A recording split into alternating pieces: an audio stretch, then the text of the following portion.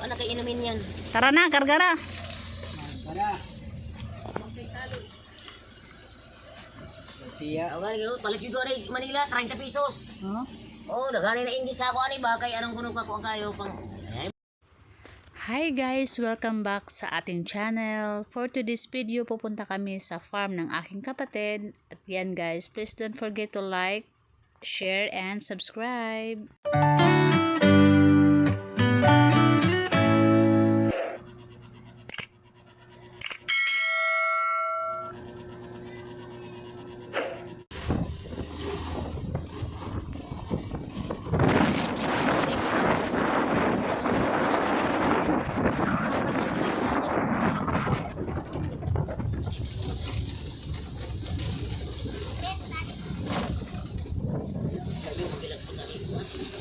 Ang butoy, yung sabi nakaon na to. Diri kani Hindi matsaka naman si Erika, 020. At so guys, ayun na nga, nakarating na kami sa aming pupuntahan at dumaan muna kami sa relatives ko guys. Ito po yung bahay nila guys, napakasimple ng buhay, tahimik at maganda, fresh. Dire. ay kiste. Buri ko na namo ang At ayun na nga guys, ayun ang iingay namin, kasama yung tita ko. Yung tita ko ang daldal talaga yan, pero napaka-joker niyan. So pagpasensyahan nyo na po ang paligid ng aking kinuhanan dahil napakagalaw ng aking camera. kuan kang do ay DJ kay mular ganan og mo. Ako na si Ante Doy. Asa man na Vicente? Ako dito. Ay gumawa na kape. And yun na guys, after 24 years, nag-ikot-ikot ako sa mga bahay ng aking mga relatives, sa mga titos at titas ko, at ito ang nadatnan ko, napakasimpleng buhay dito sa aming province of Mindanao. Ato nga! Cute naman pala bahay nyo eh. Ito yung buhay province. Oh, mas nindot man diri ante no. Nindot man diri kana kinsa man balay. Wala si putok ron. Ha?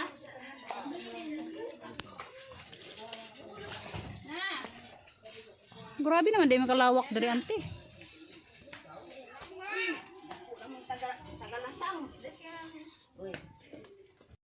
Yun na nga guys, very simple life lang, pero I'm proud of my grandfather because before he passed away guys, nagpart-part na po siya or nagparty-party na po siya ng mga land para sa kanya mga anak. Ayun. Guys, tara. Lakad kami guys. So ayun na nga guys, papunta na kami ng farm. Ayan, we're going to farm na. Then nag-sunglass tayo kasi sobrang init. Ayan, with my sister guys. So panoorin nyo na lang kami guys. Baktas mi guys.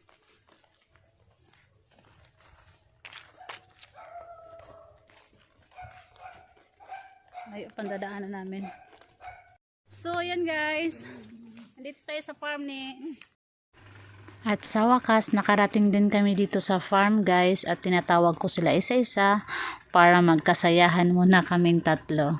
Ang aking sister, brother, and ako. So, siya po. Ito po yung kalamansi. Ali, dali mo lang. Ali, dali ba? This is my... Ali, dali mo lang. Ali, dali ba? So guys, ito yung nagmamayari ng farm na ito guys. From small, medium to large. Mayaman to guys. Siya yung mayari ng farm.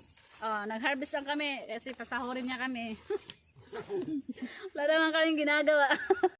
And yun na guys, before we start to harvest our calamansi, ito pala yung aking brother na may-ari ng calamansi farm. So, ayan guys, nagkasayahan muna kami. Yun na nga guys, kailangan natin guntingin ng proper ang kalamansi para hindi siya masira kung siya ay ibibenta.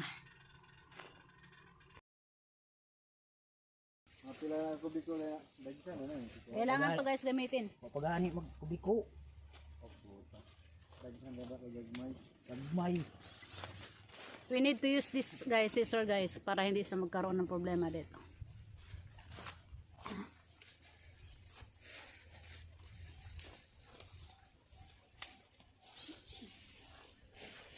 Ang harvester na sa Trinto ko lang, kuha na ni, ang labanan namin dito, kagatos ang box, kanang itong box sa udala ito. Okay. Pero, nakura kayo nag-uras na, isa katao rin magang kuna na. Nasaan eh, naman lagi ito? Nah, grabe, mamupo lagi. Katawa lagi magtanaw. Mga bataan nyo, rabag na muna ito sa sigyo. Harvest ko may nasa Trinto sa nagtag 15 ka box. Magsugod alas 8. Wapay alas 11. Dugwa nami. Uri largong harvest. Yabatay ng mga taong harvest. Kanira nagamit kamot.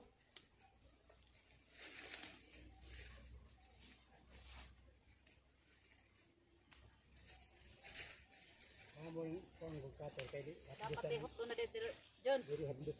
Dapat ihop doon na nitahan kay kuha naman siya oh. Ha? May masulod niya natin mag-harvest ito maligya sa palingki sa display. Ako na maligya do, John. Bahinan ni si Uncle sa.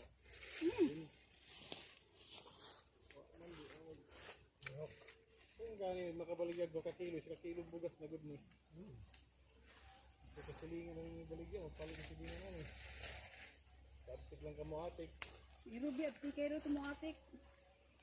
Oo, pero nag-deliver sila. Hay ito sila nag-deliver sila, mga hagoy, bislig.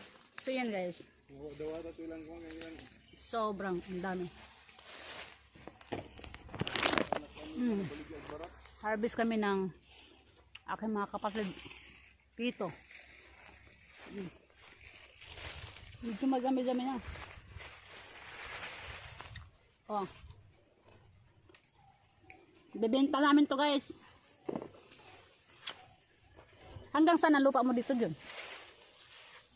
Kanikin sa Manila, ilahang angkol. Katong imo dito. Ito ang limusituan, largo ni dito. Grabe ka dako din eh. Largo ni dito. Kanakin sa makapalkata angkol. Asa man dun sa unang nga bukid nila nanay? Ha? Di ba ma? Kayag sa una, ito dito. Oo ba?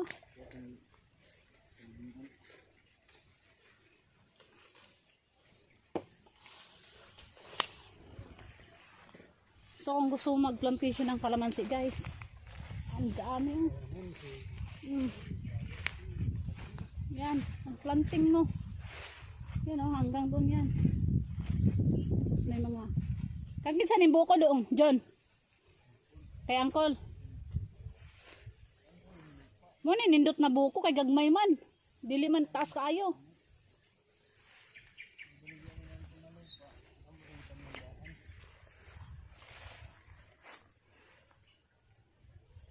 So yan.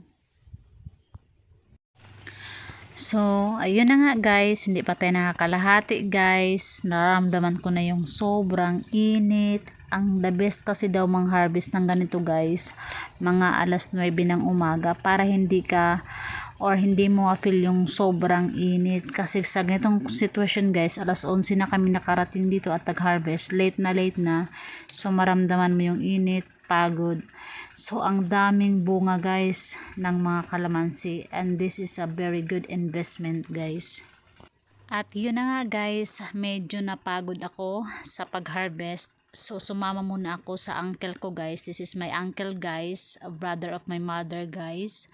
So, yun guys, sumama muna ako sa kanya kasi sabi niya may langka daw na hinog or jackfruit. So, ripe jackfruit na po yan guys. And then, napaka-sweet yun.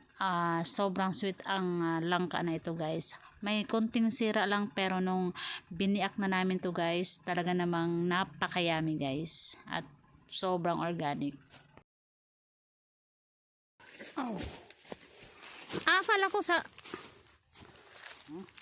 Akala ko kay dinhi. Palkata yana. Ah. Ay, kani dito. Ang nanay man ni palit niya. Asa nung tong ilang uman ni nanay sa nakatong sikog adto? Dito pa. Ah, mao ba? May tubanan. '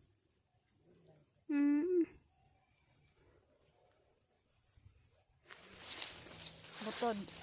Langka. Na-harvest lang dito guys. Maynila. Naku, mahal nito. Kaya lang, may ano, may sira. Pero okay naman dito.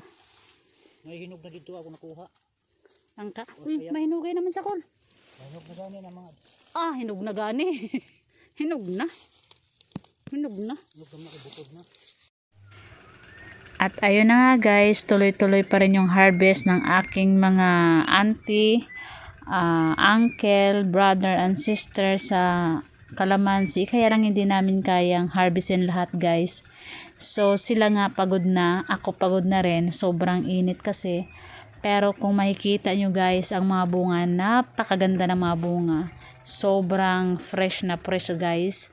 So by the way guys, ang ginawa pala namin sa kalamansi na sobrang dilaw na, ginawa namin kalamansi juice guys, at napapakinabangan talaga guys.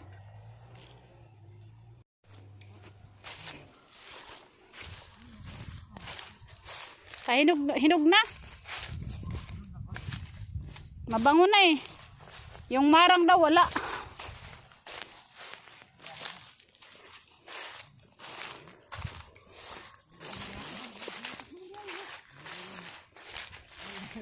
Hinog na.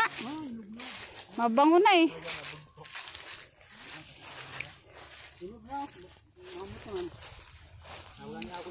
Wala may ang kalamansi dito oh. Silaw lata at ang tibakom. Oh, tuwa sa dulo ang maganda. Ito yung Kana may hindi mare-reject pag nasa mall ka. na. Di pa lagi magkalas 11 kanang upat. Puno na. Asay gani, digay ko. Libot-libot na gani ko. So yun na nga guys, nagpahinga muna kami, tapos maya konti uuwi na kami kasi naka-harvest na kami at sobrang madami pa rin ang bunga guys at hindi namin kayang kunin lahat guys. So by the way guys, pang-budget namin yan sa bahay at pambenta yung iba. So yun ang aking for today's video guys. Thank you for watching guys. Salamat at sana po subaybayan nyo pa rin ang aking mga vlogs guys. Ayan, salamat guys and thank you once again for watching. Life in a world that keeps changing. Think that it's progress you're making. Copy and paste pretty faces all the time. Pictures so perfect we play through. Only cause you set up the angle. Web that you weave got us tangled. Caught in what's before.